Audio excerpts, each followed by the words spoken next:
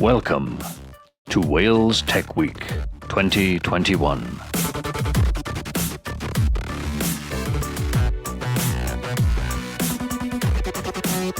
Thank you to our partners. Enjoy the session. Clwstwr, welcome to our Clwstwr conversation about Createch and research and development. In order to be more accessible, I will audio describe myself for those who are blind or partially sighted. Hi, Shmai. My name is Greg Mothersdale. My pronouns are he or him. I'm a white male in my 40s with dark hair, wearing a black top and brown framed glasses. For the audience, to enable live captioning, please go direct to the link in the chat to toggle on live captioning. Steve, please drop that link in the chat. Thank you. So here we all are.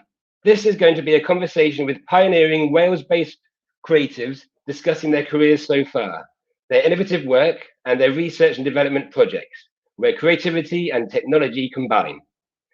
There is some amazing creative and technological stuff happening in Wales, and we want to encourage more and connect more creatives with more technologists even further. Please feel free to drop conversations and questions in the chat, and we will answer as many as we can at the Q&A at the end. Before introducing the panelists, I, your host, am a producer from Clwstwr. Clwstwr is a media innovation program from Wales. Since 2019, we have been encouraging research and development in the screen and news sectors.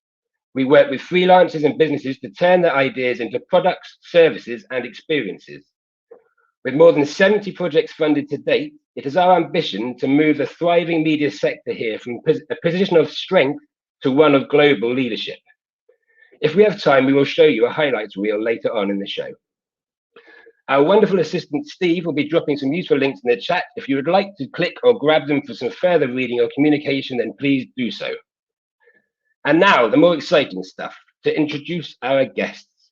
So, Joe Pearce is joining us from Bright Branch Media, John Guiamu from Goodgate Media, and Rebecca Hardy from Edge 21. I'm going to start with Joe. Please could you introduce yourself? Let us know what you do and what your company does. You have precisely 5 minutes. Wow, thanks, Greg. That's pressure. So I'm Jo Pearce. I'm the CEO and creative director of Bright Branch Media. There's 3 arms, if you like, to Bright Branch. The first is about working on high-end dramas and making feature and digital content to launch those shows. And we work across a wide range of dramas made here in Wales. They can range from Doctor Who to His Dark Materials to War of the Worlds. So we're very lucky that we get to work with some amazing indies here as well as brilliant talent. And then the second part of the company is about innovation. So my background is I was a digital commissioner in the BBC. So innovation is really at the heart of everything we try and do in Bright Branch. We don't see ourselves particularly as a linear or a digital company, media company. We see ourselves as a content company that connects with audiences in many different ways. And so innovation and tech innovation is really important to that kind of motivation for the company. And then the third is we tell factual stories, so maybe from a very different perspective. And so we have an in-house director and producer who works on a wide development slate. We're based in Newport in South Wales, and we love being there. We really find it quite a unique and creative place to be. It really feels like it's in that moment of something really exciting when more and more companies go in there. So we love being there, and we're hoping to grow there over the next few years. But how long was that, Greg? Was that long enough? I think that was definitely long enough, but I would like to ask more, but I'll save that for now. So I'm going to move on to John, if you don't mind doing the same, introducing yourself, please. Hi, I'm John Guiamu. I run Goodgate Media and Red and Black Films. Red and Black's a linear film and television company. Goodgate Media is my interactive and gaming company, which has been quite prolific during the pandemic, and we will be hopefully moving into closing our 7th interactive title in the next month or so. very new area to be in, something I've been interested in since I was a kid. Like a lot of people, I read those wonderful fighting fantasy books and the Choose Your Own Adventure books, and that opened my mind to the idea of storytelling that didn't only have one outcome. Recently, technology has kind of caught up with what the books enabled you to create in your imagination, and we now make live action drama. I suppose Bandersnatch was quite a well-known example of that, which we then work with our preferred partner, Wells Interactive, to publish on PlayStation, Xbox, Nintendo, and Steam. And part of my Clwstwr project was trying to take that genre, I suppose, of filmmaking to the next level by offering a higher degree of production value, which Clwstwr supported. Thanks very much, John. And now to Rebecca, if you could introduce yourself, please. Yeah, I'm Rebecca Hardy, and I'm an independent filmmaker and also the director and lead creative of Edge 21 Studio Limited. I suppose I sit slightly different to Joe and John in that I'm very much in the sort of the freelance pool. I work shorts, dramas, promos as both a producer and director, but also have a huge passion for anything technology, particularly camera and editing wise. So I also do a lot of sort of self-shooting on sort of behind the scenes stuff, as well as sort of shorts. I'm also a huge film buff and film lover. You know, I grew up digesting films in the same way that John digested the sort of Choose Your Own Adventure type books. I was unpicking films from like a really early age and was obsessed with a lot of those kind of indie films like Bad Taste by Peter Jackson, just working out how it all kind of works and came together. And I suppose more recently, I've developed Edge 21 Studio, which is a company that looks at combining, you know, content creation along with content consumers. So how do we kind of connect with fans, families and tourists in a more interactive way using both, I suppose, our love of film and also film content. So through my work through the company, we're looking at more immersive experiences. So thinking around locations, thinking around actual productions, and how we can engage with fans in a new and exciting way. As I say, I'm a huge film buff, so kind of working in that way is really nice for me. And that's thanks to Clwstwr as well, who have supported the first project that I'm developing, which is Real Reality, which is an immersive film and TV app. So Clwstwr's enabled me to kind of go from both filmmaker and film buff into a new sort of pipeline of work through immersive experiences. Well, this all sounds very exciting, doesn't it? Okay, I'm moving on now. So I've got a few questions, but if anybody wants to keep dropping stuff in the chat, please do. I'm not a technologist, hands up, I'm not an expert. I wanted to ask what kind of tech everybody's using, but I wouldn't even know what all the acronyms mean. So I think the best way to talk about it is what it enables you to do. So Joe, if you don't mind, with your Clwstwr project, and you're talking about your live drama project, what does it enable you to do from your previous experience with things like Sherlock and so on online? Yeah, so brilliantly, again, just like John and Rebecca, we got funding from Clwstwr to develop something that's I'm really passionate about. A couple of years ago, we made a live episode of Sherlock that went out on Twitter, where people could speak directly to Sherlock, also known as Stephen Moffat and Mark Gatiss, and he would reply to them in character around this whole idea that they were helping him solve a crime. And it was so successful. It really started us thinking that I tend to do a lot of R&D around creative, especially around editorial. So we started to think about, okay, how could we blow this up a little bit more so it wasn't just refined Twitter and it wasn't just pre-recorded video content that we were bringing in. You actually saw a live experience. And so that is what I'm working on at the moment. I'm working on a idea with the writer Joe Lidster, who also worked with Stephen on Sherlock Live and has worked on Torchwood and many different children's shows and live theatre. And we're developing a script that can play out live across multiple platforms, and people can interact within that script or within that drama.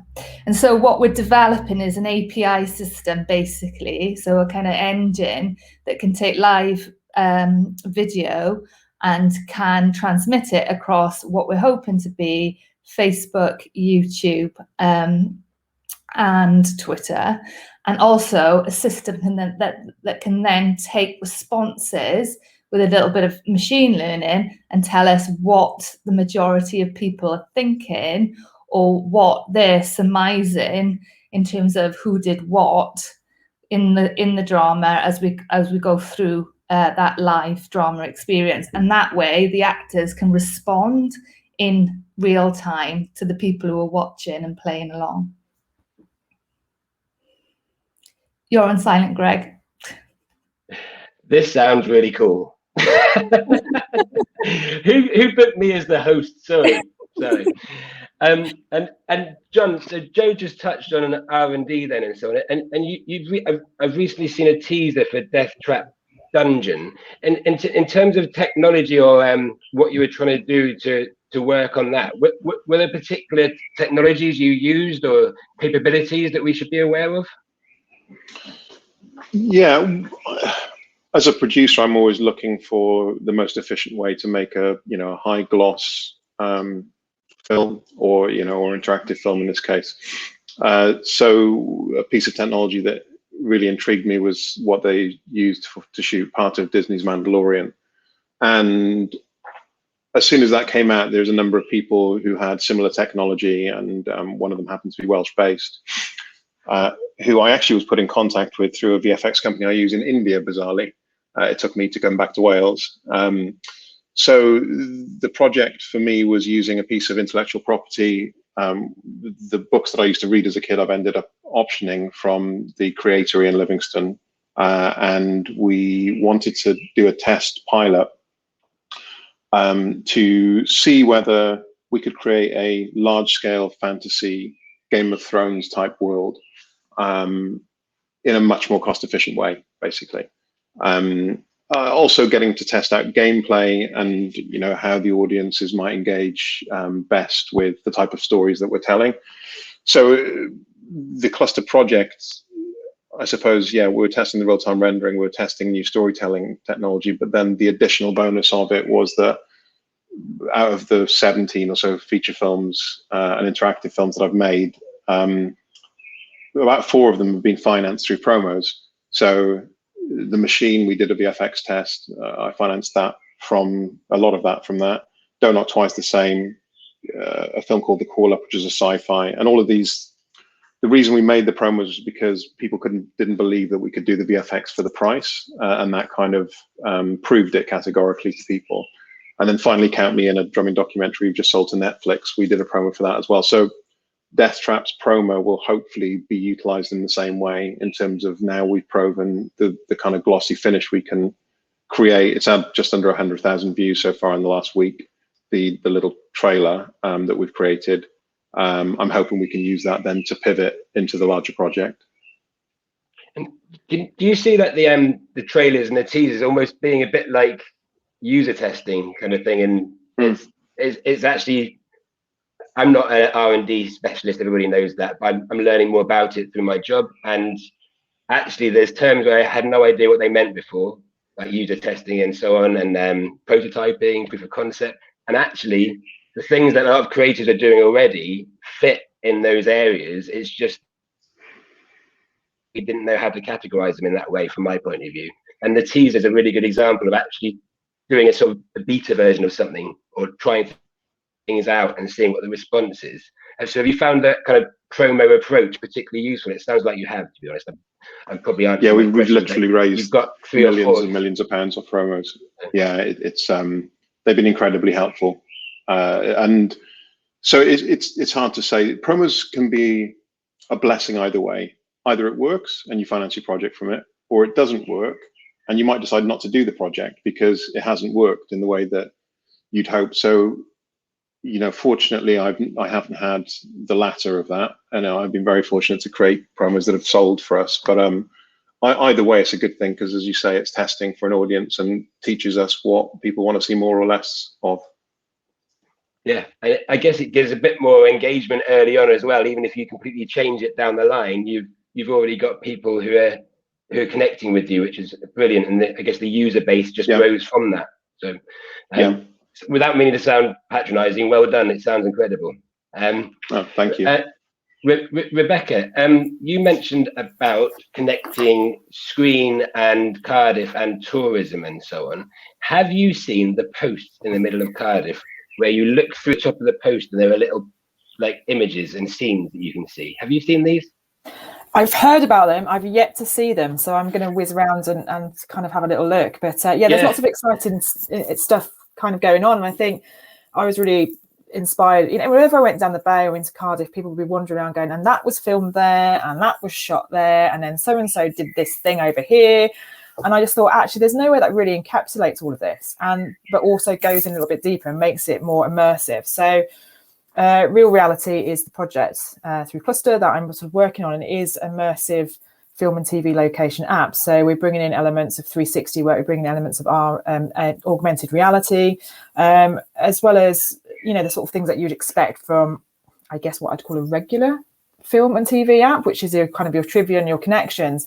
I did, when you touched upon sort of user stuff, I did a really extensive bit of work around reaching out to fans, tourists and families about saying, what is it that you would want?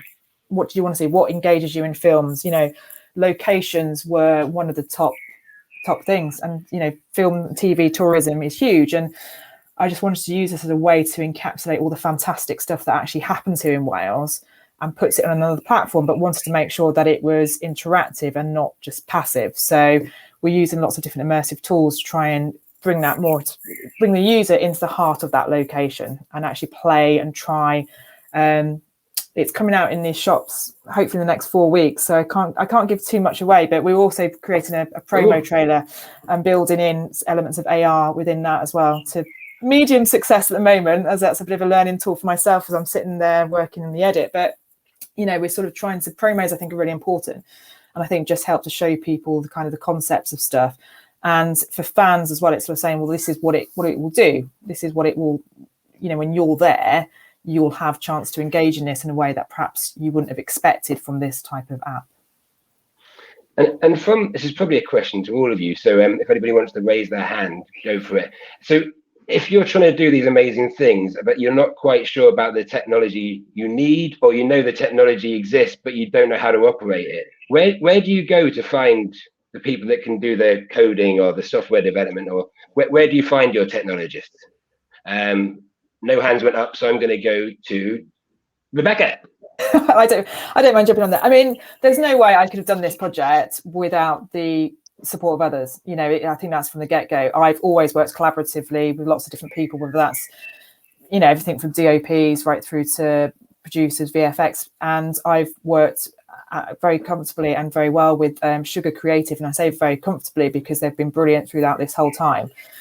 I, you know, knew about AR, I understood it, but I don't know how to sort of code that and bring that into an app. So I understood what it could do and how I wanted it to work, and they've worked with me to create that vision for me. And I think that's really important, that actually other people come on board and start to share that experience with you, because they'll look at things in other ways that you don't know. So Wales, I think there's a lot of people doing a lot of wonderful things, and Sugar Creative I sort of knew through my work before, and I knew they were the right people to bring into this project. So it's been great to share that experience and learning curve, and my learning has gone, you know, right up to the roof through working with them.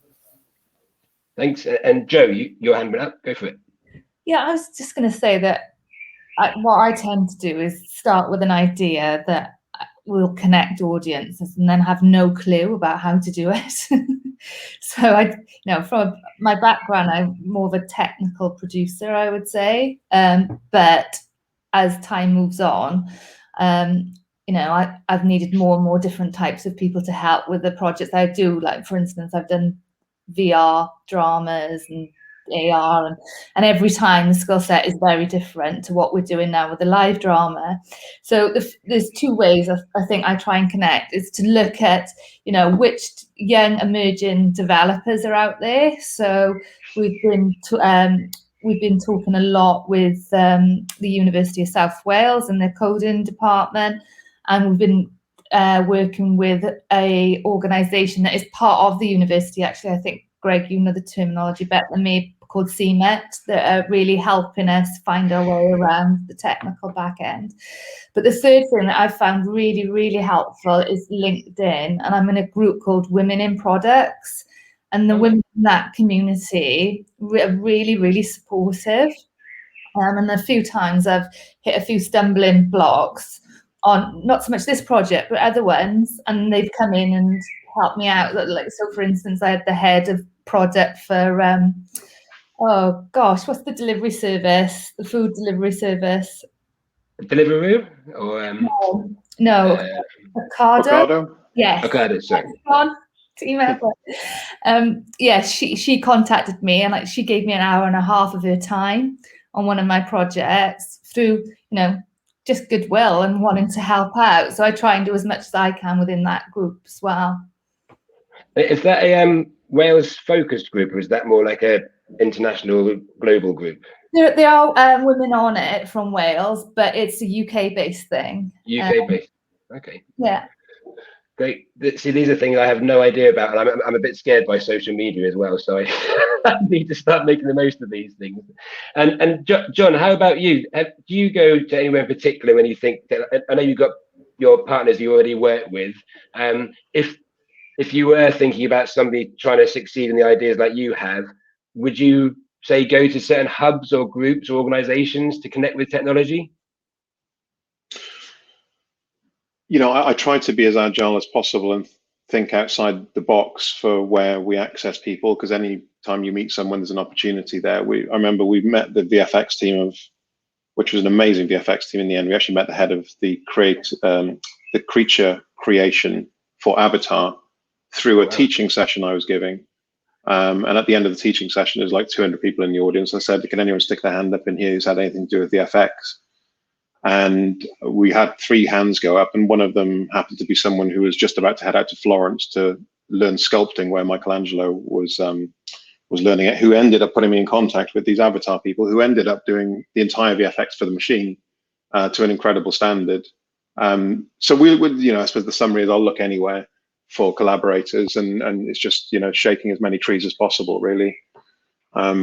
You know, there are conventional routes, you know, going through forums, and of course that's probably where the lowest hanging fruit is. But you never know where you're going to meet someone. I remember the teaser for the machine, and it was absolutely stunning. And that was going back a long time ago, and I didn't realize there was that history to it. So it is all to do with the cliche networking and getting out there and chatting to people, isn't it? You know, there was another Welsh company involved in that, John Rennie's company. Bait Studios, and again, John, I met. There was a short film award in Wales, the DM Davis Award, was it? Yeah, that's right. long time ago now, and I met him in that, and we ended up gaining a friendship, and we started, you know, playing around doing visual effects together, and so that was another way.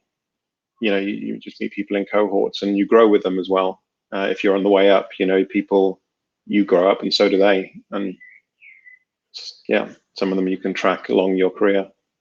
It's interesting. I saw a video from Wales Tech Week this morning, and they were trying to describe what clusters are, and they gave Hay on Wye as an example of a cluster, where even though it's a very small town, it's actually got an amazing amount of bookshops, and people are like, why would another bookshop open up there? But it turns out that competition and collaboration really work well together. And so the town has become a success, and then you get expertise, you get amazing events. So that's hopefully what we're doing with our creative cluster. And there's also other clusters out there like, I've forgotten what they're all called now, but they got mentioned earlier, and they're like cyber tech and so on in Wales. And I just keep wondering whether these clusters could actually converge a little bit at some point, because it's going to sound a bit arrogant, but the creative sector is quite exciting and a bit sexy. And sometimes people just want to find out more about it, and then they realize actually they're using code and tech which they're using in a completely different sector. And then I remember somebody telling me the other day, unique scene description is a software that I think Pixar released, which is open source, which has enabled people to start making their own things, but in a way that Pixar can use their talent down the line. Don't quote me on that. I just think that's what I've summarized from it. And it's really clever. and it's enabling. And they end up working on projects like John mentioned, like Mandalorian, for instance, with Disney and so on. And I just think that there's some incredible stuff out there, and the area of virtual production at the moment seems to be a massive talking point. And there's loads of depth we could go into on it, but really it's just enabling people as far as I can see, and having a lot of benefits to do with potential benefits for environment and well-being, inclusivity, hopefully as well, and accessibility. I'm probably talking too much. I'm meant to be the host now, so I'm going to go and have a look at my questions again. Sorry for going off track a little bit. So do you think that Wales is missing anything at the moment, technologically wise, for creatives? Or is it not actually the concern about them being in Wales anyway, because they could be anywhere in the world? So the question is, do you find it hard to find the technologists you need? Over to Joe. I was just thinking that through quickly then when I was thinking about some of the projects I've been doing over the last few years. I mean, sometimes it is difficult because things can be quite unique in terms of the skill set, although our go-to is always to try and find Welsh-based talent to work on everything that we do. So that's always, if the team is in Welsh, it's not because we haven't tried. So yeah, I mean, ultimately, I'd love to see a bit more investment into the world of VR, because obviously gaming is the area that everybody can see that there's this huge benefit, and I get that. But having done a VR drama recently that did well for us, I felt like we'd learned a lot from it. But how do we then move that on? That world, that kind of connective world, is harder. And I'd say in Wales, one thing we're not very good at doing is that we've got these amazing creatives all around Wales, but we don't have the way to connect everybody, to get visibility of what everyone is doing. So we talk about Lucasfilms and how they've got this amazing R&D and everything, when actually Bad Wolf is down in the Bay doing amazing stuff in terms of technology, but I don't think that it's genuinely seen in the public. The people, especially young talent coming through, I don't think it's easy to understand where to start to make those connections in the industry so that they can profile their talent. So I think we could do a bit more around that. So yeah, a bit more about telling our story, really, as a cluster or a nation or as an area, which there's some amazing stuff happening. And sorry, go ahead. I'm just opening up, being collaborative, showing what each other are doing and helping each other. That is the one thing I've loved actually coming into the commercial sector, is how welcoming the commercial sector is and how you can easily work together. But it's just finding what those connections are and who's doing what I found is quite tricky. And sometimes the easiest traction I've seen is like when you get somebody who's well known coming to Wales and actually tweeting about it. So I saw Lin-Manuel Miranda going around all the different Welsh castles and things like that. And then the engagement underneath that was incredible. And then people seemed to be really proud of the locations and the products they were seeing and the food. There's a lot going on. I feel like I'm an advert for the Wales Tourist Board now, but there's loads of good stuff going on here. So I think we are going to have a 3-minute break where we're going to show you a wonderful highlights reel from Clwstwr, just so the panelists can have a glass of water or coffee. So Sophie, are you happy to drop that in there now?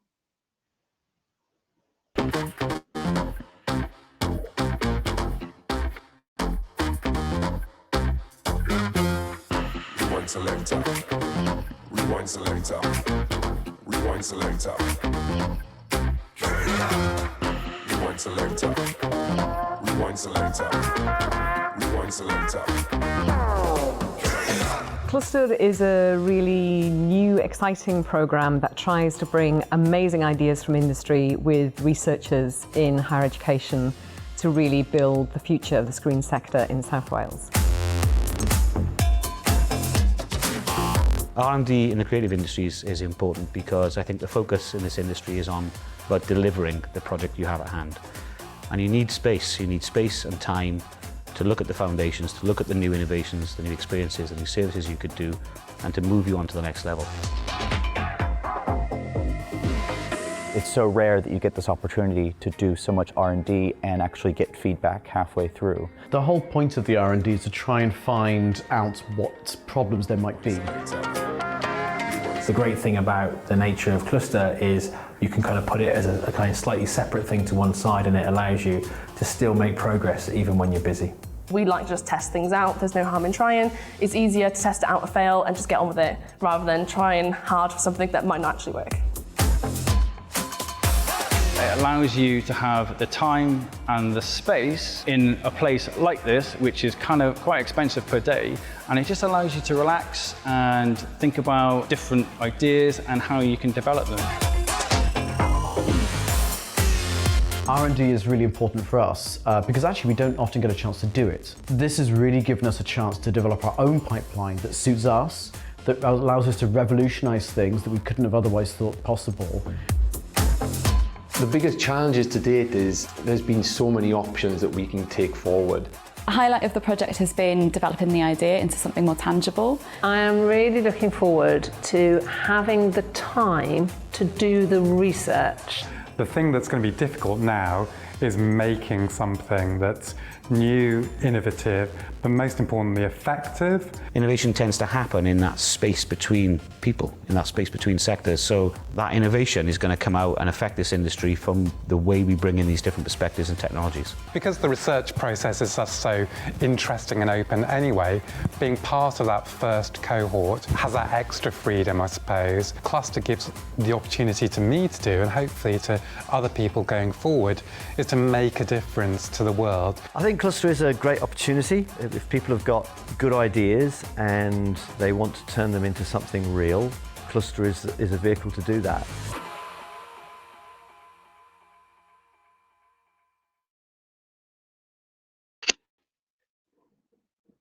It's quite funny looking back actually, and that was from the highlights from 2019 and 2020, and some of that was pre-COVID, and it's interesting that a lot of the projects have actually managed to keep going during a very difficult time.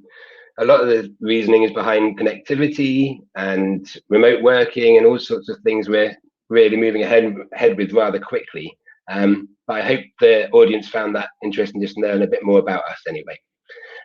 So the question I've now got for the panelists, you're welcome to raise your hand, is what is the biggest challenge you can see when working with technology? And I mean this from regards to, I'm quite old fashioned, I still think of a paper script and thinking about an idea on a page or a post-it, and then thinking, how do I get that into, I don't know, virtual production, for instance? And so are there particular challenges that you've experienced that we could be better at when trying to use technology? Any hands up? Oh, I suppose specific to what I was doing, there is an education process when we're dealing with real-time rendering now that crews, including myself, are simply behind the curve on versus the people who are at the cutting edge of the technology, which is a very obvious thing to say, but in practical terms, what that means is you get a crew rock up on set and you get a technical team who are also there for the real-time rendering. And there is almost like 2 years of information missing between those two groups of people. And you obviously try and do that and educate as best you can in the pre-production process, but there is actually so much to learn that I think this will begin to happen over time. But there is something that is needed at the moment between those two groups to oil the wheels and allow that technology to work optimally on set. And it could be just, bit by bit, people begin to experience it and understand what it is and know the demands and how different they are to physical production. But there is a big gap at the moment between what a current film crew is, excluding a place like Bad Wolf where they're using this type of technology anyway. But for the multitude of people who haven't used it yet, who are conventional crew, there is a big learning gap there at the moment, and that includes for myself until I did this. So arguably it'll happen naturally, but I think we could provide a catalyst to make it quicker, joining those two dots.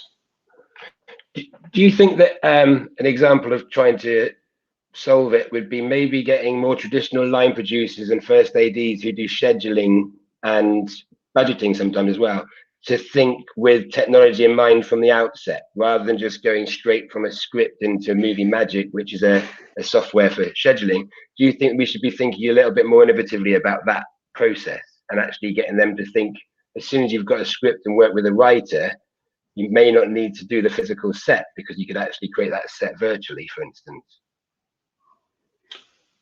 Yeah, you know, education for people who are running the crews like that would be great. There's no better thing than seeing it and actually seeing what it is and talking to people who've actually done it. But I think that if we're talking about moving Wales on as a country and making us cutting edge, which is no reason we can't be, you know, as a smaller nation, it allows us to be more agile.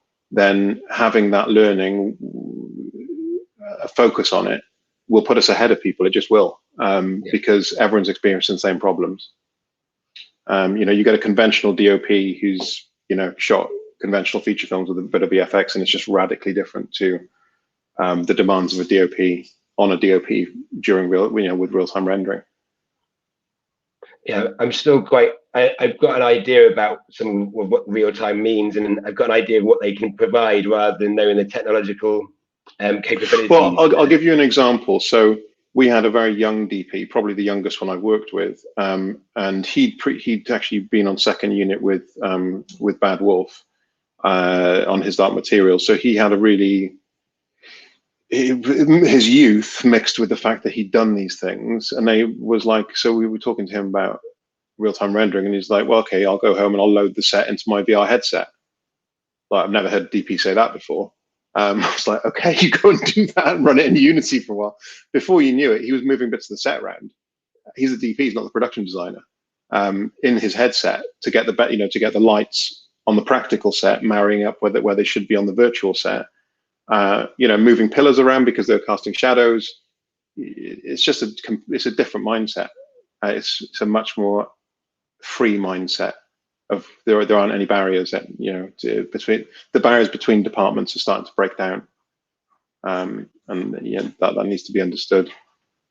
It feels like we need a bit of a space to play, doesn't it? It sounds like you can play a bit more now rather than sticking strictly to your department and so on.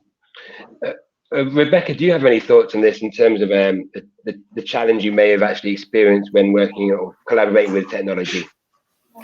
I think in some ways it's quite similar to John. I mean, I'm showing my age here, but I was sort of filmmaking when we started analog, then we went to digital, then we went to HD, and all of that was quite sort of plodded along. And then all of a sudden, you know, the last 10 years have just gone through the roof. So trying to play catch up has been quite difficult. I think with what I'm developing is, and I suppose it's where crossover with Joe is around the sort of the story and the best tools for that story. And, you know, when you're putting stuff out there, people are going, oh, but have you seen this? And have you tried that? And I'm sort of like, well, that's great, but I'm not sure that's the vehicle I'd like to use for the kind of story that we're trying to tell. And sometimes I think it's very different to John here, when obviously he's working in this way. But with my product, it's a bit like saying, well, this is kind of how it works for now, because it engages all the components that I want it to in a way that, you know, I know the user would like through all the user testing. What we might bring in, you know, 6 months or 12 months down the line is fine. And I don't think sometimes it's always appropriate to just throw in the bit of tech that's new and it's quickly off the shelf. And how do we build that in? Because actually, does that do the story and the experience justice? I think that all has to grow together. So I think that's sort of where mine sits. You know, AR, when I began this sort of 12 months ago, is in a different place to what it was 12 months ago. But I don't have the funds to then say I need to advance it this far at this point. And I question even if that's right at this stage, because you want people to play with it and you want people to experience it and you want it to grow with the consumer and the content providers to find the right fit. So I'm not under the same pressure as John, I have to be honest, which is quite nice, where I'm sort of chasing my tail, trying to bring everybody up to speed. I'm sort of saying, here it is. What else do you want from it? Thanks. And Joe, yourself, any challenges that come to mind? Let's let it all out. Therapy. I totally agree with what John said. I think the other issue for me is, we have these amazing writers here in Wales. I'm not sure if they have visibility of the technology that is available to tell stories and how they can use that to amplify their ambition. So I think that holds us back, I have to say, because, unless we've got these minds, these brilliant storytelling minds across the possibilities that are available, that will hold back the technology, and it will hold back Wales in looking like pioneers in that area. So I feel like we need to do that education piece, which John was saying as well earlier, but at that level as well. I almost feel like we need some of our biggest writers, our Russell T's, or that kind of caliber, that kind of writer that can say, right, I get it now. I get, what real time can mean and what stories I could tell. And once we get that big piece through, I feel like then we can start to see a juggernaut coming down the line, because what John's doing is amazing. But imagine if John could speak to so many different writers and tell them, what he would like to do going forward, and marrying these writers with, Wales Interactive or other game providers to show how you can gamify a story. That's what that's my thoughts anyway. I get my hairs are standing up in the back of my neck every now and again. I really like this stuff, so I'm going to keep chatting away. I've got a question that's come into me, and I don't know how easy this will be to answer. What is the coolest piece of Createch that you've seen? Is there something you've seen that really blows your mind, whether it's something in virtual production or an immersive experience? Is there something that really strikes you? John mentioned The Mandalorian earlier. Seeing some of that was incredible. Would anybody like to answer that? Go for it. Joe. The Mandalorian I thought was amazing, but John's already mentioned that. The one thing, and again, John mentioned it earlier, is Painting Practice in Bad Wolf have developed this headset. Actually, I think Clwstwr helped with it, didn't they? And I saw that a couple of years ago.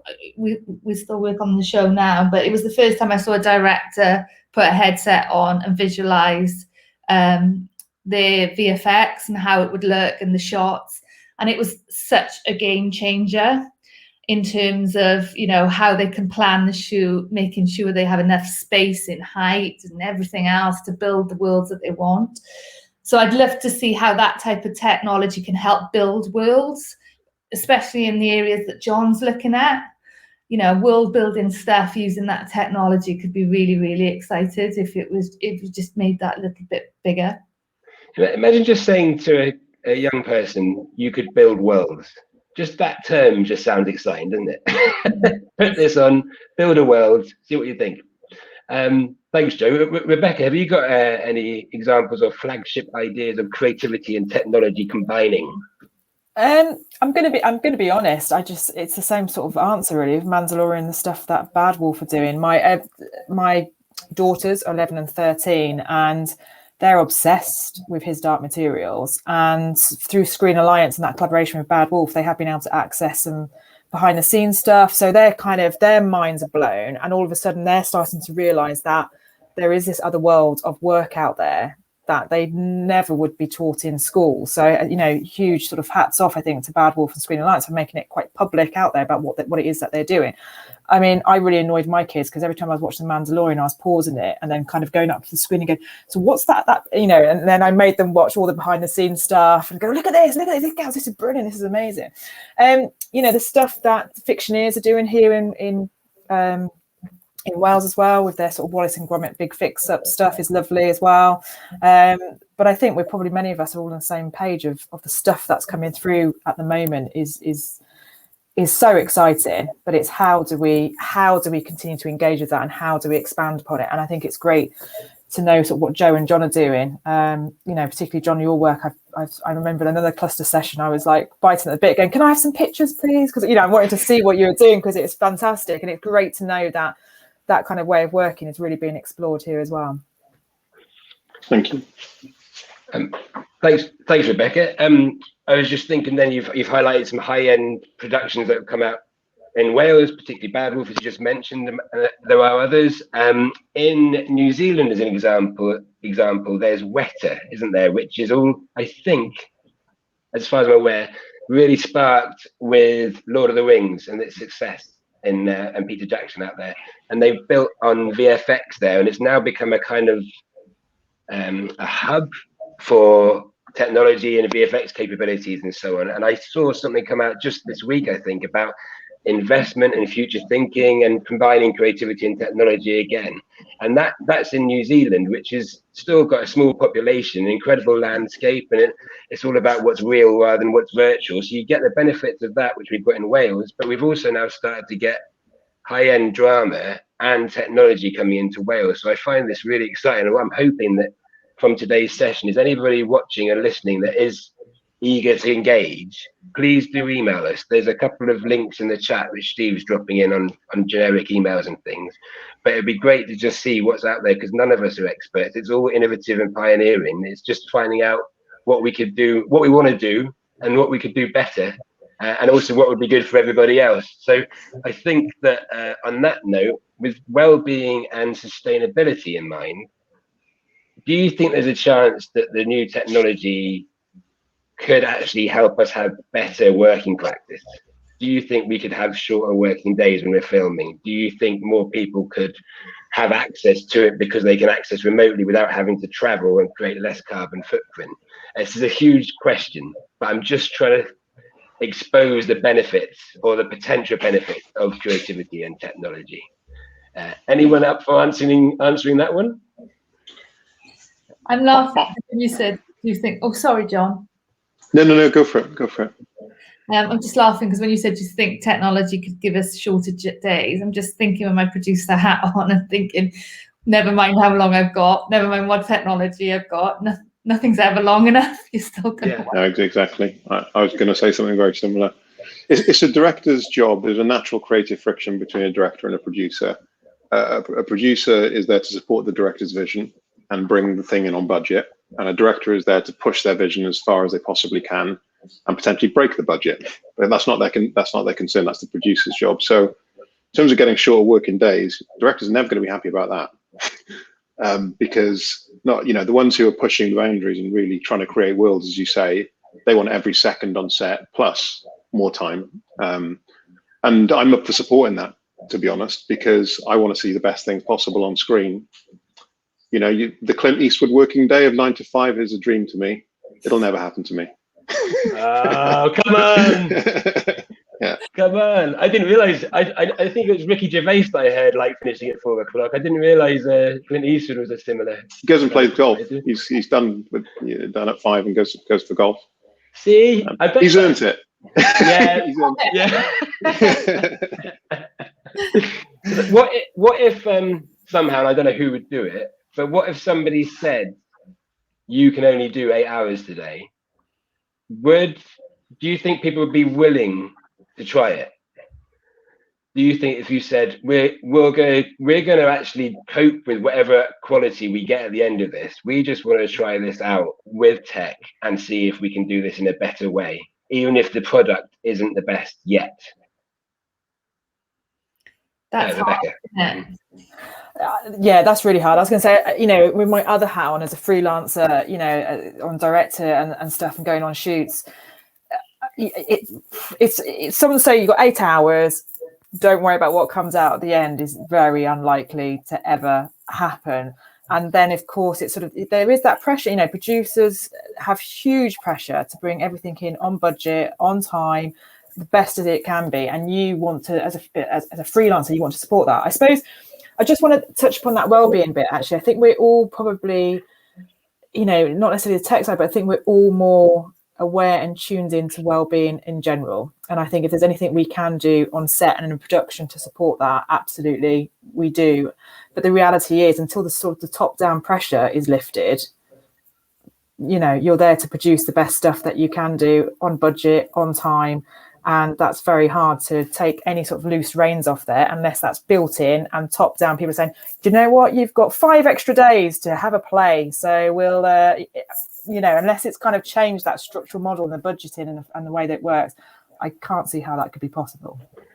Yeah, I'm sorry, I asked a really difficult question then. Apologies. It wasn't written down either. Joe, go for it. I was just going to say as well, you could see potentially how it could happen for bigger companies who've got bigger pockets, but for smaller companies like ours, every minute is so valuable in terms of just making sure that you get it right, because whatever you put out, your last piece is always as good as that you'll be remembered for. So I think it's quite difficult, and as I speak for myself rather than Rebecca and John, but and I'm including this. I think creatives tend to have a little bit of insecurity as well, which means that we lean into technology to try and help us as much as possible. But the producer in me as well is, once I find a really good piece of tech, I want to push that to its maximum. So I don't just go, well, there we are, that's solved that. It's like, okay, so that's solved that, but what could we do next? So I don't think we're ever satisfied as a creative, really. I think the way to look at it is not, can I do less hours in a day? It's, can I do the same hours but do more work? That's how I look at it. It's like, I'll do 11, 12-hour days. If I can get 14 hours out of that, awesome. That's great. But maybe that's just me. I think creatives are a feast and famine. What we do is feast and famine. We're very privileged to be able to do it. I think being hungry and competitive is incredibly important, and pushing the boundaries on what you can do and your capabilities is important. I think as soon as you kind of take a lean back approach to creative, I don't know, spiritually it just feels wrong to me, but that could just be me. I'm semi-workaholic, so that's how I roll. Fair play. And you've just brushed on next steps then. Have any of you got anything you'd like to talk about for the future with creativity and technology, or projects on the horizon? Don't worry if you haven't, because I know some stuff is pretty secretive and all sorts of stuff. But if there's anything you want us to keep an eye out for, or are there any ambitions that you'd like to succeed with in the future? I want to get the feature of Deathtrap Dungeon done, is what I want to do. I want to roll this technology now into something far bigger. I'm very glad I didn't do it and use it on the full feature straight away, because we would have failed. And I could manage it on a shorter project, and I could get myself out of trouble because there's less to manage. But if you're doing that on 3 hours of content as opposed to 7-8 minutes of content, the Clwstwr R&D award was incredibly helpful. And now I'll go into that feature with my eyes wide open, still wanting to use the tech, but just much more aware of its limitations and people's limitations in their learning. So in a way, that's an example of stuff where the actual final product wasn't actually as important as the learning. The learning was the important bit, and then you take that learning on to something else. Yeah. Here's to some positivity amongst that. Thank you. Joe. There's one project that I'm looking at, which isn't a secret, and actually I'd love to collaborate with people on it, is the creative industry is full. The percentage of people with neurodiversity in the creative industries is higher than most industries. And what one thing I'd love to do is look at how we use technology to embrace people with neurodiversity to get this storytelling flowing. And I say that from a personal point of view. My son's dyslexic. He's brilliant at telling stories, but not great at spelling and writing. And so, when we do sound stuff with him, he's awesome. And the amount of actors that I meet who have dyslexia or some kind of neurodiversity, it's just, and behind the camera as well, is really telling. So I'd love to look at how technology can open up that world and give them a better platform for creativity. Yeah, here's to that. I think there's all sorts going on out there as well. My colleagues Sally and Laulu, they're very aware of future capabilities, and there's very much an inclusion and accessibility theme that if anybody wants to get in touch about that, contact us. Rebecca, do you have anything else? I'm actually realizing I've got to start the wrap up soon. Rebecca, did you want to add anything?